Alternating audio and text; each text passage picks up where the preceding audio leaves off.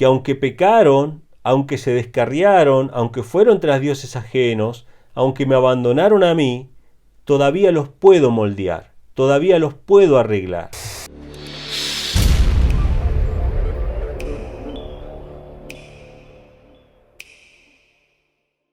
El tema que quiero compartir con ustedes en esta mañana es breve y habla acerca de la manera en que los hombres han desfigurado el carácter de Dios, ¿no? Sobre todo la religión de Roma, ¿no? Y una de las doctrinas que más ha desfigurado el carácter de Dios, que más angustia y tristeza ha traído a la humanidad, es la doctrina del infierno, de los tormentos eternos, ¿no? O sea, cuando alguien se muere sin Cristo, ¿qué va a pasar? Bueno, se muere pero no se muere, en realidad sigue vivo por ahí, en un lugar que en los dibujitos animados aparecía en el centro de la Tierra, ¿no? Y encima los científicos confirman que hay magma, fuego y acero fundido en el centro de la Tierra. Bueno, los científicos confirman, vamos a decirlo entre comillas, porque nunca nadie ha llegado al centro de la Tierra, ¿no? Pero está esta idea, ¿no?, de que hay un lugar de tormentos eternos donde están sufriendo, no por 2 o 3 años, una década, 100 años, un milenio, no, sino por toda la eternidad, ¿no? Y toda esta doctrina del infierno, que fue básicamente el marketing publicitario de la Iglesia Católica durante más de 1000 años, o casi 1000 años, está basado en una palabrita que aparece en el Nuevo Testamento, que es la palabra infierno. La palabra infierno, en realidad, en griego, que como aparece, que fue como lo dijo Cristo, digamos, ¿no?, es la palabra Gehenna. Y esa palabra Gehenna en realidad es una referencia bíblica al Antiguo Testamento.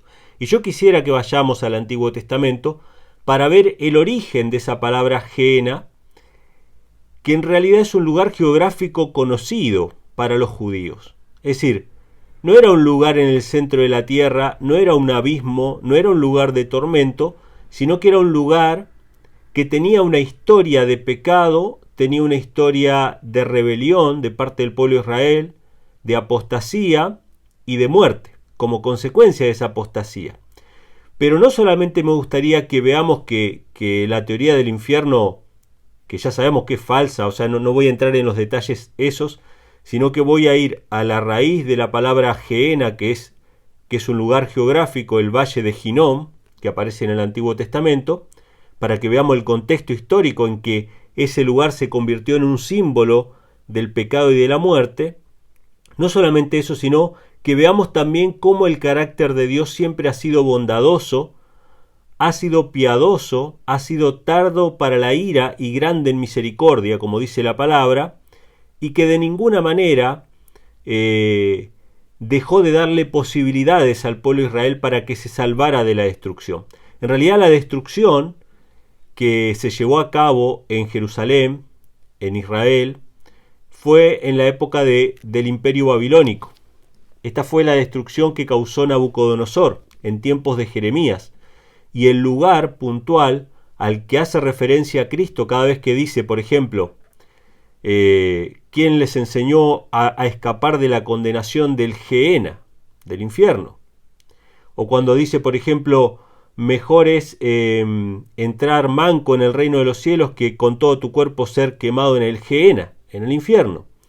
O cuando dice, no temáis a los que matan el cuerpo, pero que al alma no pueden matar, sino más bien temed a aquel que puede destruir el alma y el cuerpo en el Gehenna, en el infierno.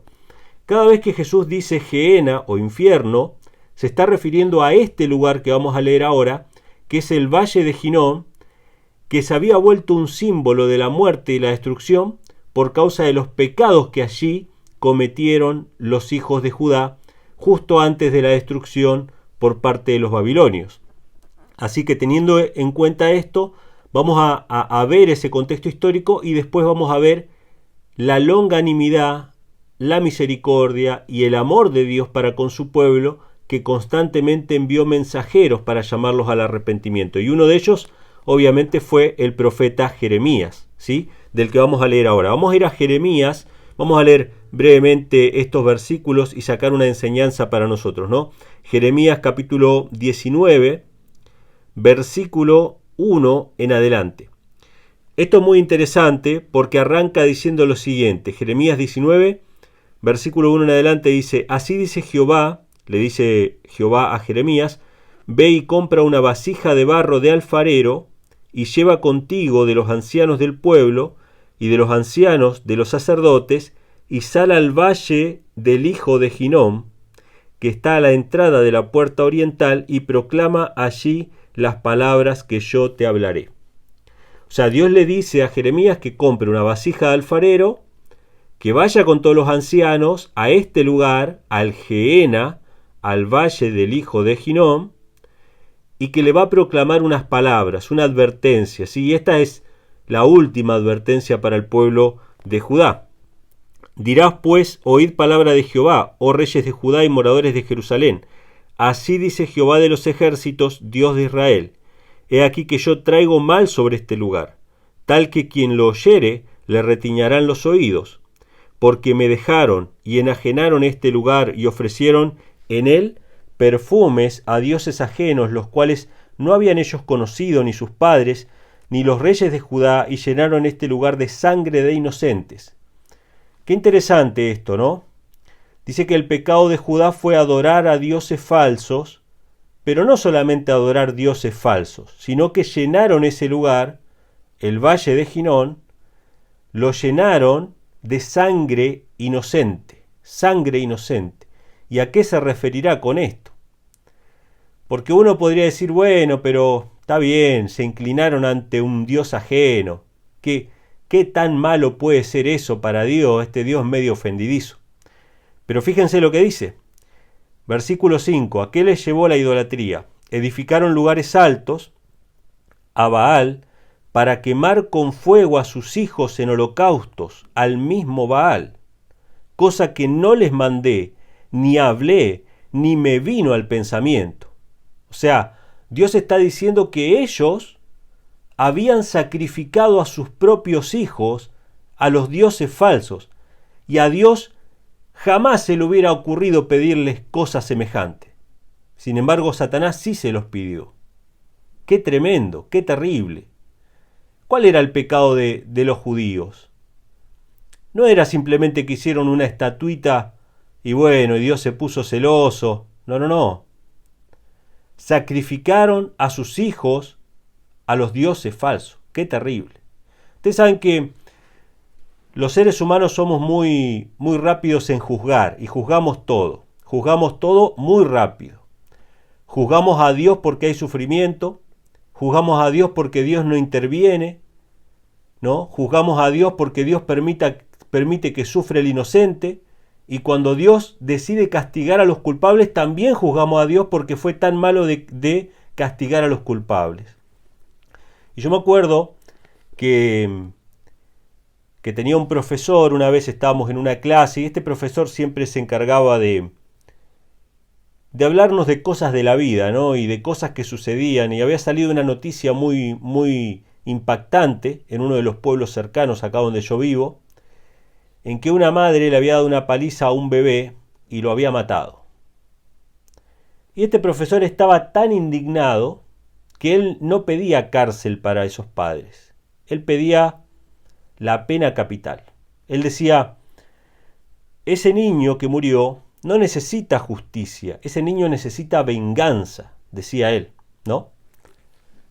O sea, los seres humanos, nosotros juzgamos y sabemos de inmediato qué condena merece cada quien y cada cual.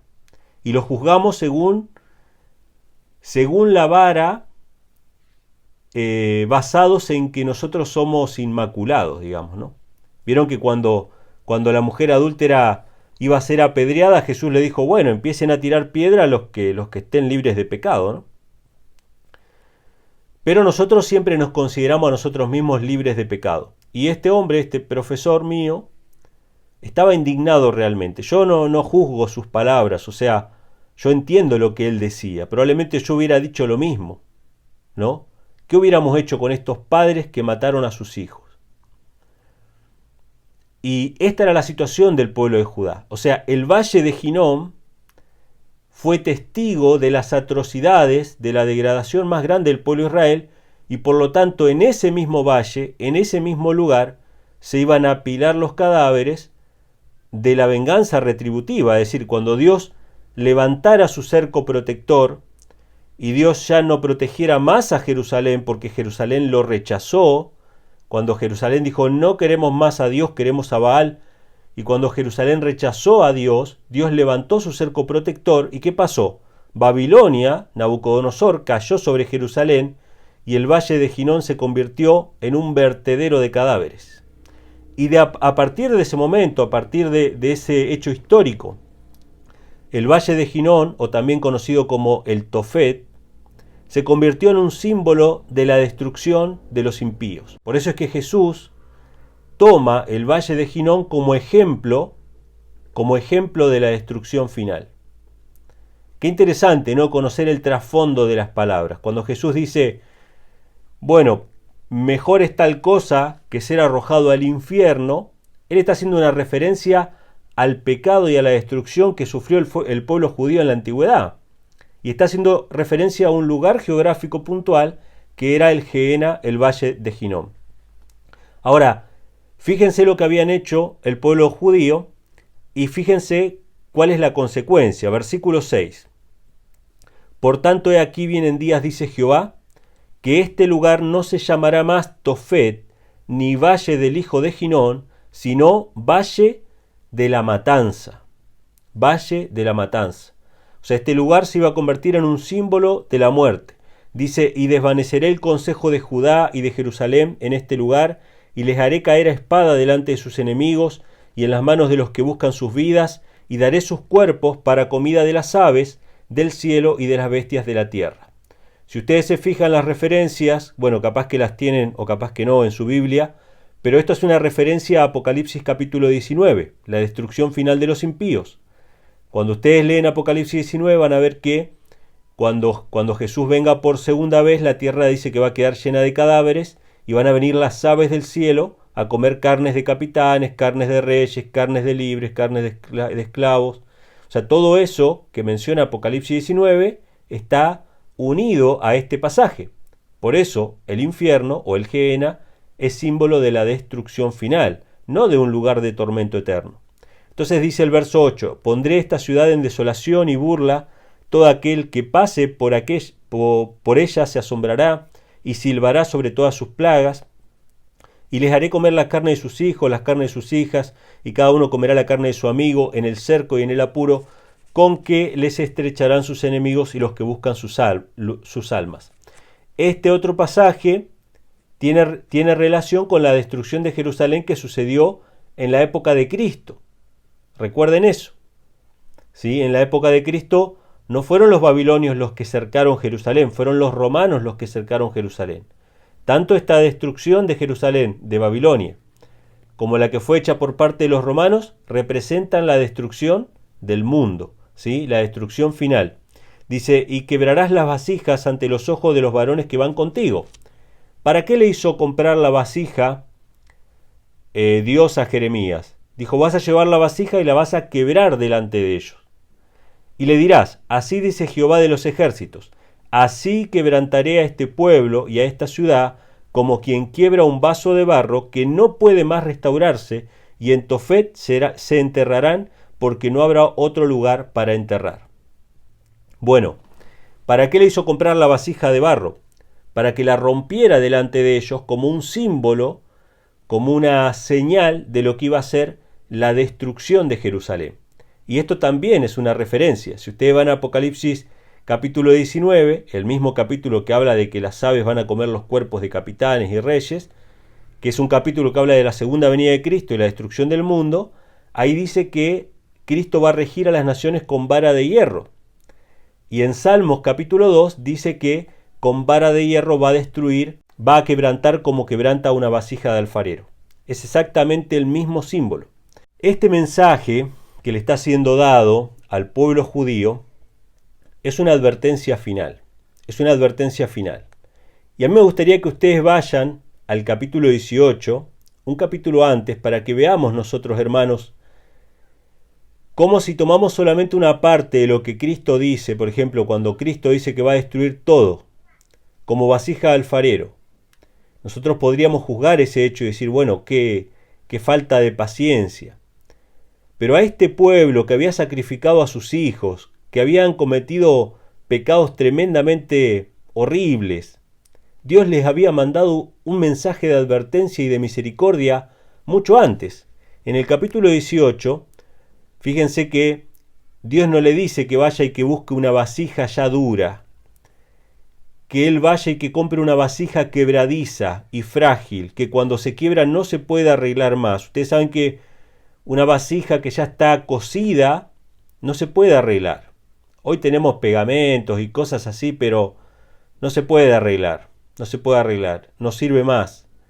El único momento en que una vasija se puede arreglar es cuando todavía está blanda, cuando todavía está fresca.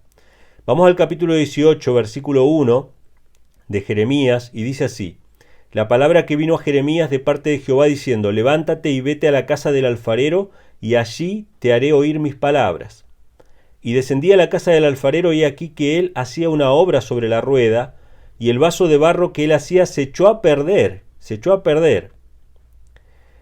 Y dice, en la mano del alfarero, así que volvió a hacer de él otro vaso, según el alfarero le pareció mejor hacerlo. Entonces vino a mí palabra de Jehová diciendo: ¿no podré yo hacer de vosotros como este alfarero, oh casa de Israel? Dice Jehová.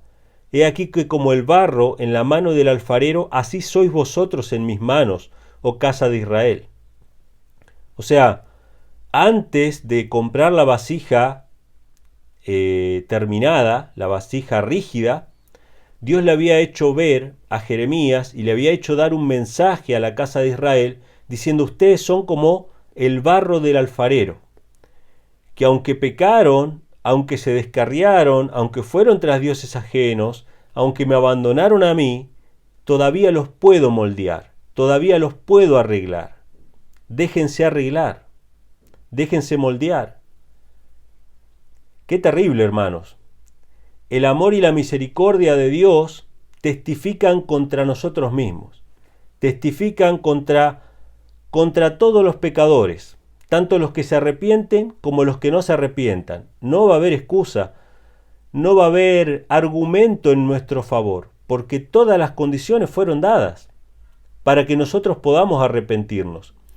Y yo pensaba en esto, ¿no? Que yo trabajé en la construcción, que trabajé en la albañilería, y las cosas se pueden arreglar mientras están frescas, mientras todavía están maleables, se pueden modelar, se pueden mejorar.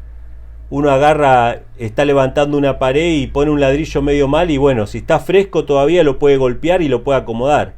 Pero una vez que eso se endurece, no queda otra que la destrucción. La única forma de arreglar es destruyendo. Hay que agarrar ahí la masa y el cortafierro y romperlo y usar otro material nuevo. Ya se perdió ese material. Entonces, esto habla acerca del endurecimiento del corazón del hombre.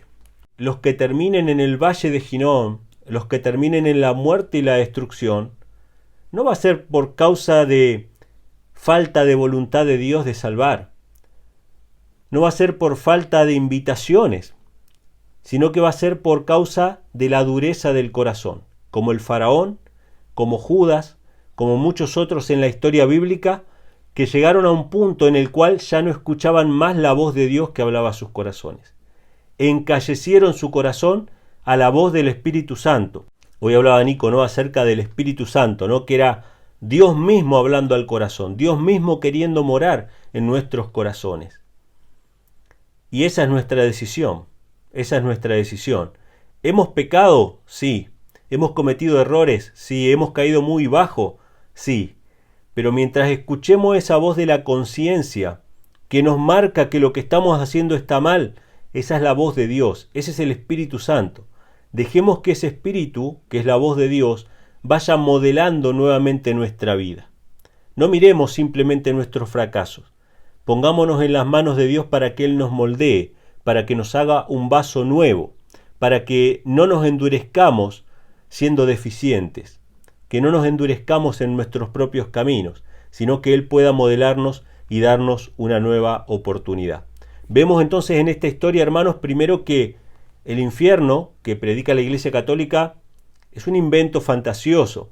El infierno del que hablaba Cristo era ese valle, ese lugar donde se cometió idolatría, donde se hicieron sacrificios humanos, donde al final murieron aquellos que no se arrepintieron, y que antes de que ocurra esto hubo un llamado de misericordia de parte de Dios, a pesar de que eran pecadores, a pesar de que para mí como ser humano merecían la muerte, Dios quería darles igual una oportunidad, pero ellos la rechazaron, y cuando Dios levantó el cerco de protección, cuando Dios se apartó de ese pueblo que le rechazó, simplemente las consecuencias fueron inevitables, ¿no? Que fue el cautiverio, la muerte, etcétera, etcétera. Así que, hermanos, vemos en cada uno de estos pasajes, en cada una de estas historias, la misericordia, la benignidad de Dios, de que se goza en hacer misericordia y de que hoy nos llama a nosotros a ser un vaso nuevo. Pongámonos en las manos del Creador, hermanos, para que Él modele nuestra vida. Que Dios les bendiga. Bueno, amigos, los saludos de hoy son para Raúl Alberto González, de Ciudad Juárez, México, para Raúl y Sofía, de Córdoba, Argentina. Un gran saludo para ellos, que los conozco personalmente, he pasado por ahí y hemos compartido momentos juntos, así que Raúl y Sofía, un gran abrazo para ustedes y su familia. Y también un saludo especial para Lilibet Molina y su hija Kenly, que son venezolanas que viven en Chile y desde allá nos están acompañando. Si querés que te deje saludos al final del próximo video, déjame acá en los comentarios un mensaje que diga mandame saludos y poné tu nombre, el lugar desde donde estás escribiendo, y si querés hacerme llegar una foto como hicieron en esta ocasión, pasámela por alguno de los medios, Messenger, WhatsApp o alguna de las redes sociales, y le vamos a poner también la foto, o si quieren mandarme un video mandando un saludo también lo pueden hacer. Así que bueno, ahora sí nos vemos en la próxima.